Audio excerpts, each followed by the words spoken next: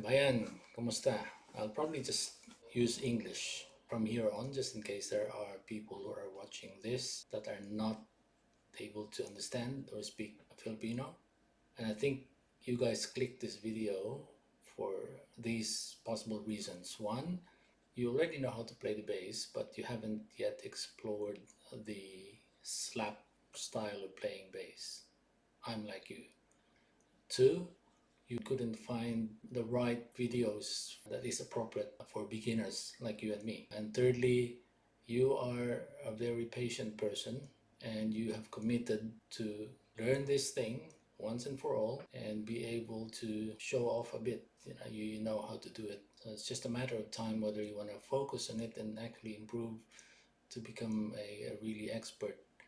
So this is how I plan to do this thing. We will first use an existing tutorial video from YouTube, and from then on we will dissect it in a much slower pace for us to be able to actually see the details behind. By the way, quick background. I actually play the keyboard usually in the church in our music team. By the way, if you're interested in learning how to play the piano or the keyboard, I've got a couple of videos in my channel. If you're willing to subscribe and have a look at it and explore, you can learn the piano in 5 minutes, the chords in 5 minutes in one of the techniques that I prepared the video for. But I digress. So I'm a keyboard player, but I also play a little bit of the bass. Not too bad. I can play the hill songs and pretty much the intermediate sort of level. But I've always wanted to learn the slap technique, but I never found a video that suits my level. So I said, I might as well, as I learn, I might as well document it and see if I can do it. If I can do it in such a short time, then anyone can. So this is why I'm doing this video. So hopefully you guys who are in the same sort of situation will find this, and hopefully it will help. Okay, so this is the guy that I eventually honed in to use for this purpose. His channel's name is Online Bass Courses. So if you're interested to really become a pro in this thing, just go ahead, subscribe to his channel and see all the skill levels that you want to learn from him.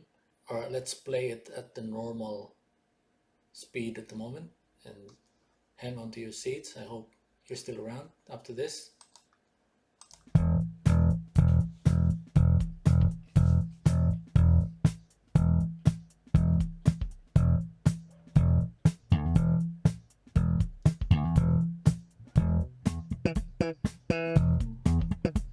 That's the one.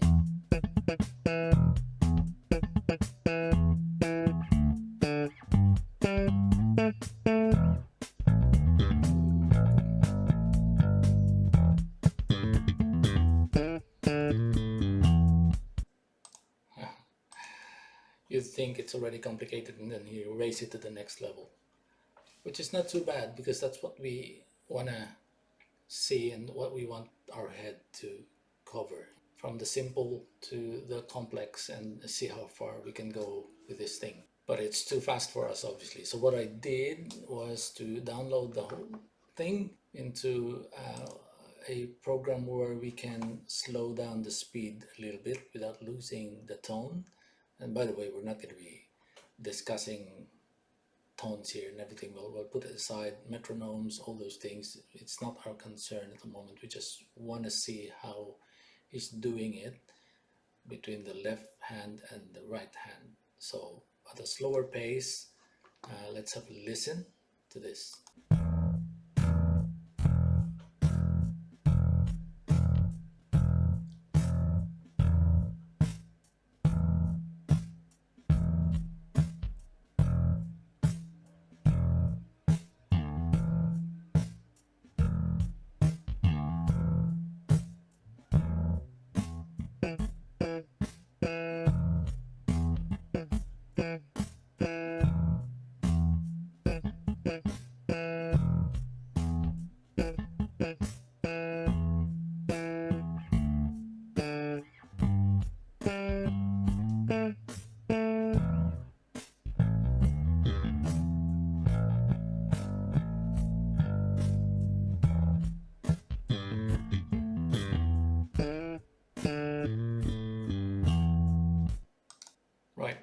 what do you think of that?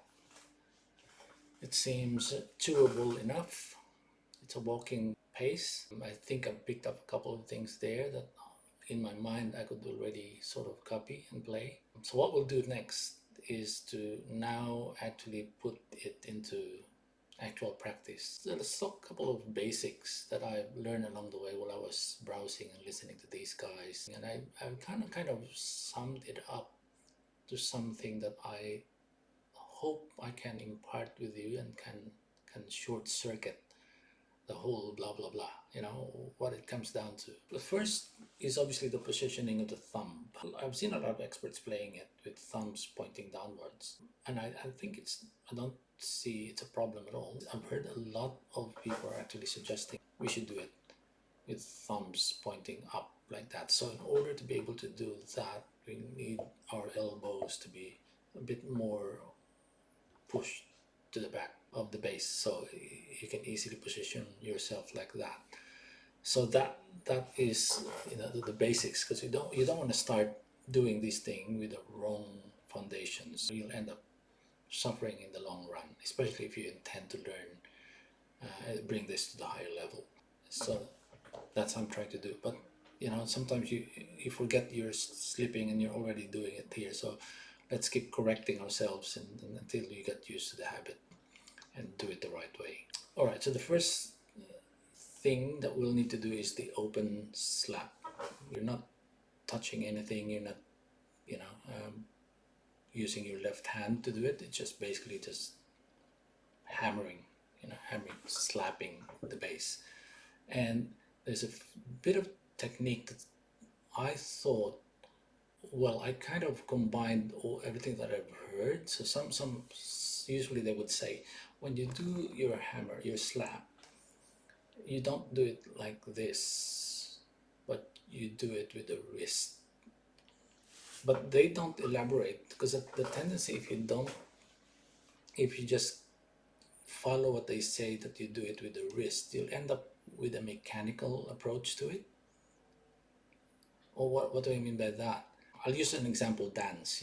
I'm not a dancer myself, but I think when people dance, they don't dance like a solid wood. It's awkward to look at. When they dance, they do it with grace, just a bit of a smoothness to it. The groove, I suppose, is the right word. I don't know if you've heard of the 1-inch punch. It's a Bruce Lee term. It's a technique that he used when he was doing his martial arts thing. So basically, the principle is when you punch, you don't put all your strength from the start into your arm or into your hand, but rather you do it loosely, but at the last minute you put your strength in it and boom. So it's like boom, like that, boom, boom. So he did it he put his hand so close to the wood, and he would just, and it breaks the wood. So what is the practical application of that? So you don't become stiff, even though you're doing it the right way with the wrist, but it shouldn't be stiff. It should be like 1-inch punch, right? At the last moment.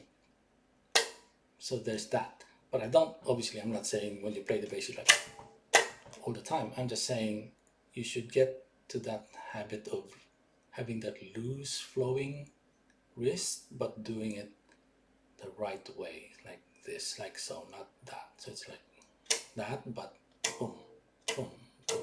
Eventually you'll fine tune it so it doesn't look like you're actually doing it how I showed you earlier. So it should be something like closer to the strings, like so. And when you slap, it should be around this. So this is the ledge. There's the fret, the first metal fret. It should be around that area to, I suppose, produce a much more twangy, metallic, clang, slappy sound. So okay, at this point, if you still haven't done it, I need you to grab your bass, and I hope it's all set up and everything ready to go. And first thing we'll need to do is the open string slap. All right, let's do it for as long as we want, obviously.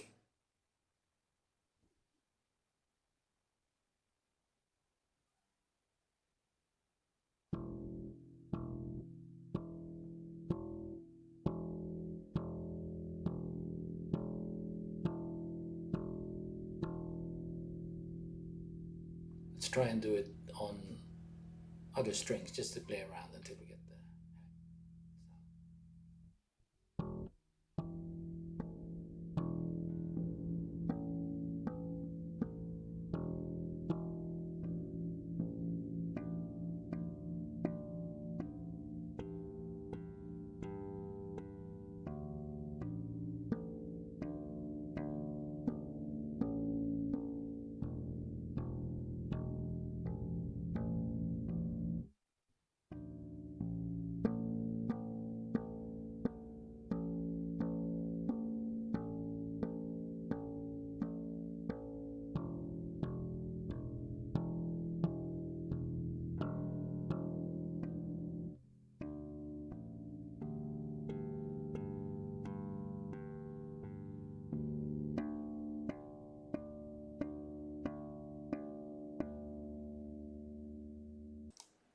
I think we had enough of it. So it's basically having that flowing thing. So that's the open string slap. So we're not touching anything on the left hand, it's just basically this. The next one is the note slap. So this time we'll be doing it based on the note count. It's not an open sustaining, but we'll pause it at the right point so it actually counts the note. You know, when you do the bit boom, boom, boom, boom, boom. So it's not boom, boom, like that. So it's not, it's more like that. Okay, let's do that one. Maybe another 32 count will do.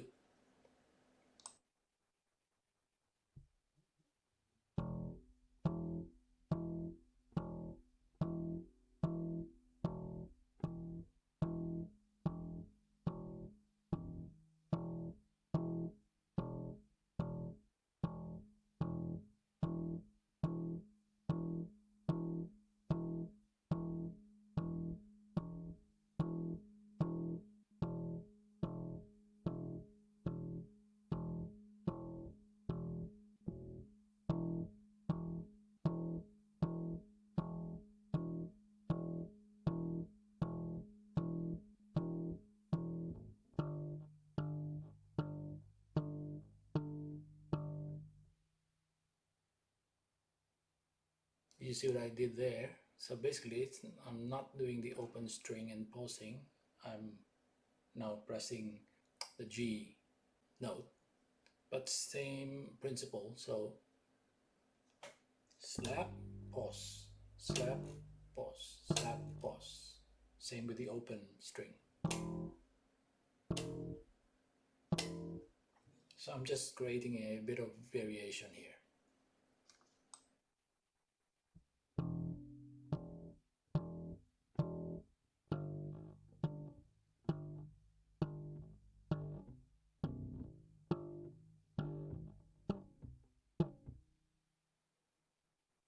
I have the tendency of going up there again, so it should be, I should really discipline myself to keep studying here. I get excited and creep slowly up there, so it should always be on this part here. And try different variations if you like, but the idea is slap, pause, slap, pause.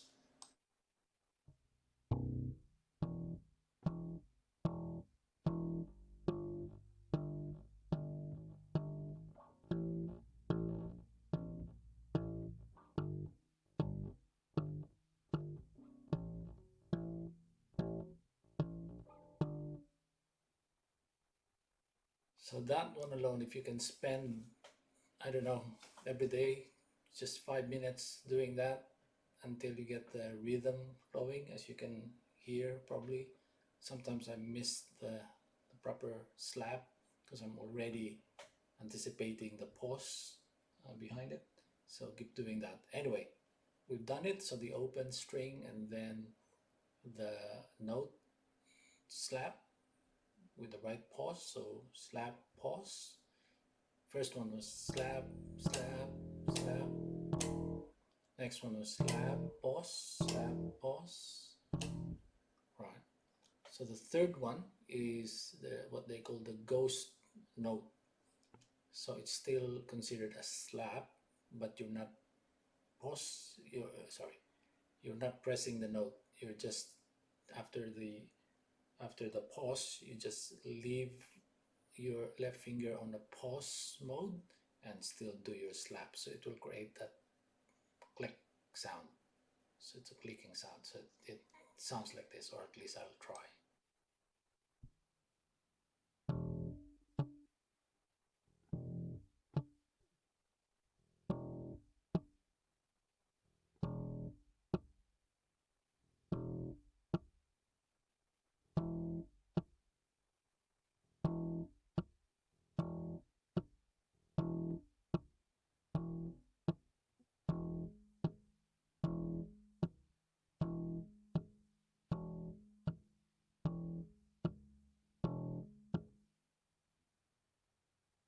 So if we put all those three things together, we will have that first, remember the video that we looked at? So those are the first three stages where he showed us the open slap and then the note slap and then note slap being note and pause, and then the note, pause, and the ghost. So those three things. Let's see if we can combine them.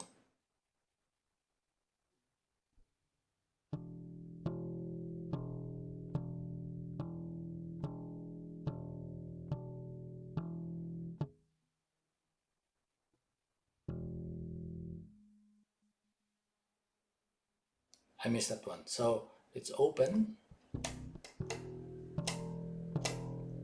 and then open with the pause.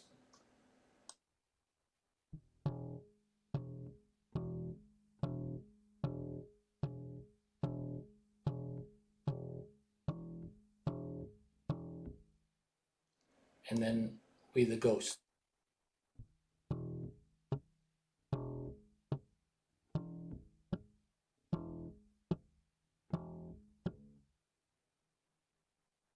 Right, let me see if I can do the three properly this time.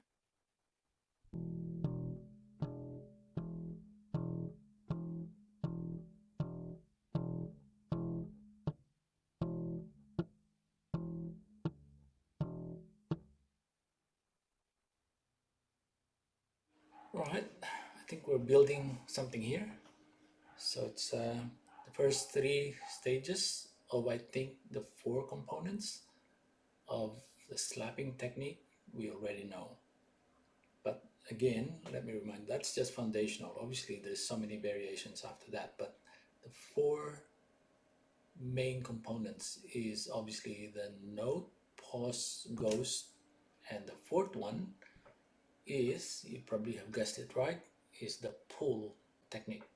So pulling is essentially, as the word suggests, is pulling the string outwards or towards the front. And to exaggerate the point, you basically just do it like that and pull it out. But obviously you're not doing that when you're playing. It's just the principle behind it, and you'll find a subtle way later on to do it without overdoing the action itself. And that explains as well why the preferred region to do your slap is in this region, as I've mentioned earlier, because it allows the pulling finger, whether you use the index finger or the middle finger, it's up to you, but it allows that finger to go underneath because of the chasm here, the gap. So you actually hook it under the string and pull it out like so. So there you go. You've got the four components of the basic slapping technique, which is the note, slap the note, pause, ghost it, and then pull the octave string. So once you get the hang of it, you'll get the note, pause, roast, pull, and just keep doing it until you get used to the groove. Listen to the drum beat. Mm, um, mm, mm, mm. Note, pause, roast, pull. Note, pause, roast, pull. And do it faster.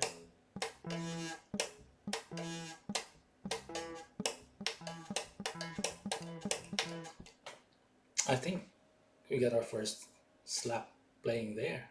Um, I don't know, we can improve it later on, but that's essentially the four components of a slap.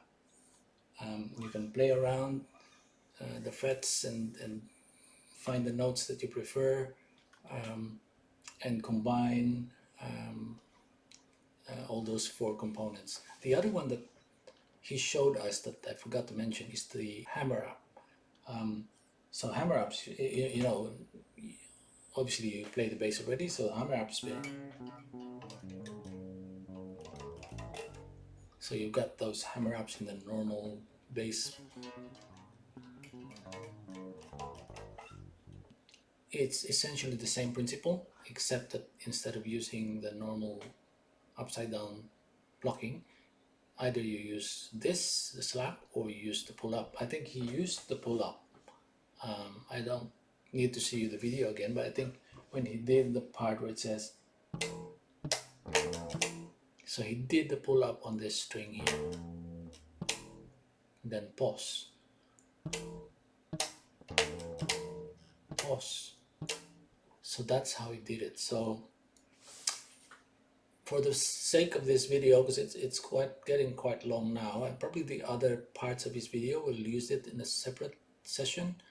This one's getting long now, but at least we've got to the point where we can actually do a basic slap, which is what we wanted, which is great.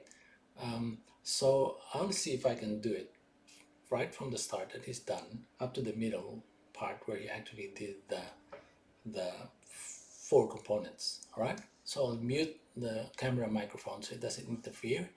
Let's have a look. Okay, do it with me if you want, but wish me luck. Here we go.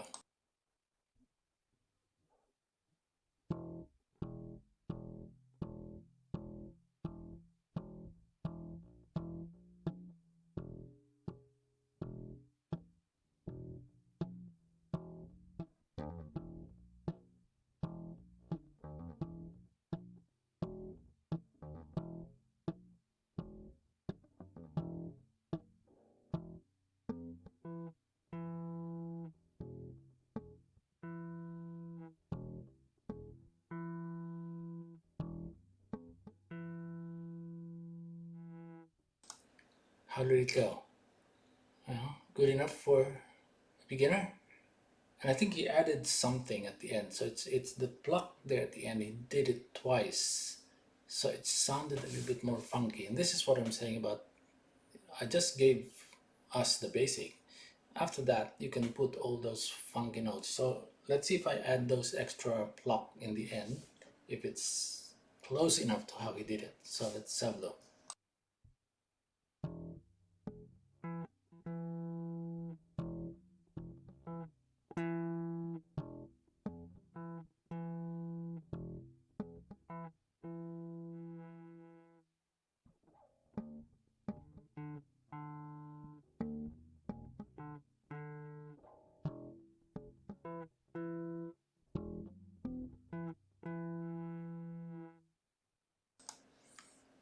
I think we've got our first basic slap skills done. So if you've done it, guys, congratulations. And I think we're onto the right steps here. Just keep playing and keep enjoying. I'll try and learn a little bit before I do the video for the next one, because there's a bit of a complication how he did those fancy things. I know the last bit, which is the or something like that he did. It's quite obvious, but the ones that he did all those, I don't know, something like that. I'll learn that a bit more and hopefully have the time to create the video separate to that one. But at least we have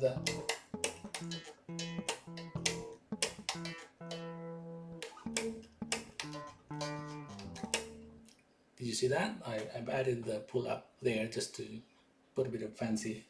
You get the idea. You can do whatever you want after you've got that four components perfectly synchronized. So thank you guys. It's a long video now, I know, but if you've been patient enough, I hope you were able to capture that fundamental thing that we want, which is to capture that component of the steps to create that slapping sounding in the bass. And while you keep doing it, you'll find that you can improvise by combining the bass skills that you already know using the normal one and change it with the slap. It sounds a lot better. Again, thank you, and hopefully I'll see you again in the next video. Cheers.